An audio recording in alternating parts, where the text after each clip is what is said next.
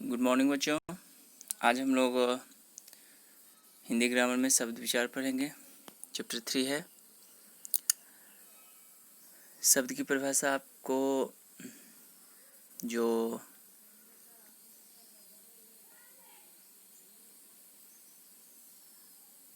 Basic class हुआ था उसमें बताया गया था।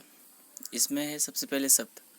तो वर्णों के सार्थक मेल को शब्द कहते हैं, जैसे स हलंत, जोर क हलंत, जोर बड़ी ऊ की मात्रा, जोर ल, जोर अ। इन सबों के मिलने से क्या बनता है? स्कूल। इस तरह के वर्ण। और वर्ण की परिभाषा क्या होती है? तो भाषा की सबसे छोटी इकाई को वर्ण कहते हैं, जैसे च, क, म, त आदि।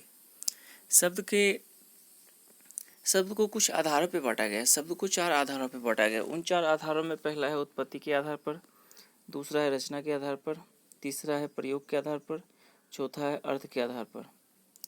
उत्पत्ति के आधार पर शब्द के 4 भेद होते हैं: तत्सम शब्द, तद्भव शब्द, देशज शब्द, विदेशी शब्द।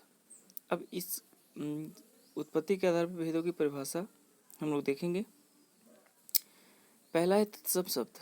हिंदी में प्रयोग किए जाने वाले संस्कृत के शब्दों को तत्सम शब्द कहते हैं, जैसे अग्नि, वानर, मयूर, सूर्य आदि। दूसरा है तद्भव शब्द।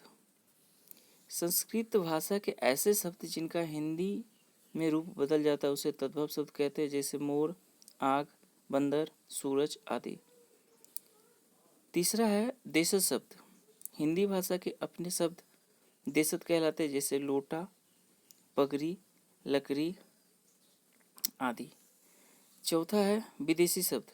तो हिंदी भाषा में अनेक विदेशी भाषाओं के शब्दों का प्रयोग होता है, जैसे प्राय हम उसको आमतौर पे बोलचाल की भाषा में उसका यूज भी करते हैं। तो हम जानेंगे वो क्या है। वो है मोबाइल, अमीर, सरदार, बेगम आदि। आगे बढ़ते हैं। यहाँ तक सबको समझ में आ गया। रचना के आधार पर शब्द के 3 भेद होते हैं। रचना के आधार पर शब्द के कितने भेद होते हैं? 3 भेद। पहला है रूट शब्द। रूट शब्द किसको कहते हैं? तो किसी वस्तु, स्थान, भाव, प्राणी, व्यक्ति आदि के लिए प्रयोग में लाए जाने वाले परंपरागत शब्दों को रूट शब्द कहते हैं, जैसे घड़ी, दीवार, छत, कलम, पंखा आदि।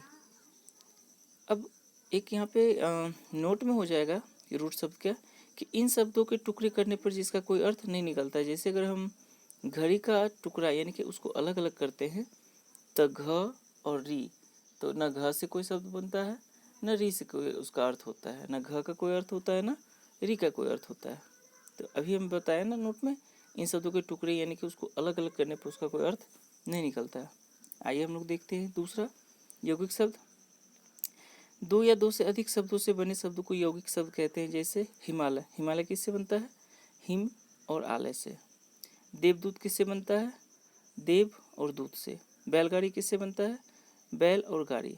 रसोई घर, रसोई और घर। और इसमें यौगिक शब्द के जो अलग अलग करने पे जो होता है उसके कुछ न कुछ शाब्दिक अर्थ होते हैं, ठीक ना। तीसरा है योग रूट।